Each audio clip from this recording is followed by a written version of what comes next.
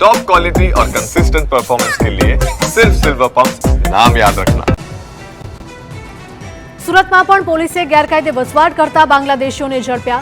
સુરત શહેરના ઊન, સચિન, લિંબાયત, લાલગેટ અને સલાબતપુરા સહિતના વિસ્તારોમાં દરોડા પાડ્યા, જેમાં 135થી વધારે શંકાસ્પદ વિદેશી નાગરિકોની અટકાયત કરાઈ।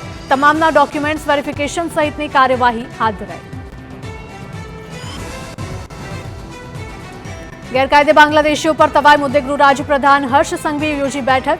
સુરત સીપી ઓફિસે વિડીયો કોન્ફરન્સથી બેઠક ડીજીપી વિકાસ સહાય અને દરેક જિલ્લાના પોલીસ વડા સાથે ચર્ચા કરી। રેન્જ આઈજી, વિવિધ પોલીસ તપાસ એજન્સીના અધિકારીઓ પણ કોન્ફરન્સમાં જોડાયા।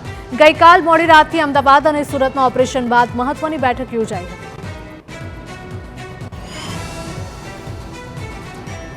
તો ગેરકાયદે ગુજરાતમાં રહેતા ઘૂસણખોરોને હર્ષ સંઘવીએ ચેતવણી આપી। કહ્યું કે ગેરકાયદે રાજ્યમાં રહેતા બાંગ્લાદેશીઓ પોલીસ સમક્ષ હાજર થાય, નહીં તો કડક પગલાં લેવાશે। ઘૂસણખોરોની અટકાયતને ગુજરાત પોલીસની ઐતિહાસિક કાર્યવાહી ગણાવી, તેમજ આગામી સમયમાં પણ ન ભૂતો ન ભવિષ્યથી જેવી કાર્યવાહી કરવાની હર્ષ સંઘવીએ ચીમકી આપી।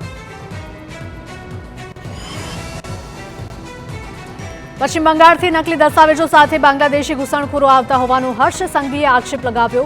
ઉપરાંત ગેરકાયદે ઘૂસણખોરોને આશરો આપનાર અને મદદ કરનારા પર પણ આકરી કાર્યવાહીની હર્ષ સંઘવીએ ચેતવણી આપી।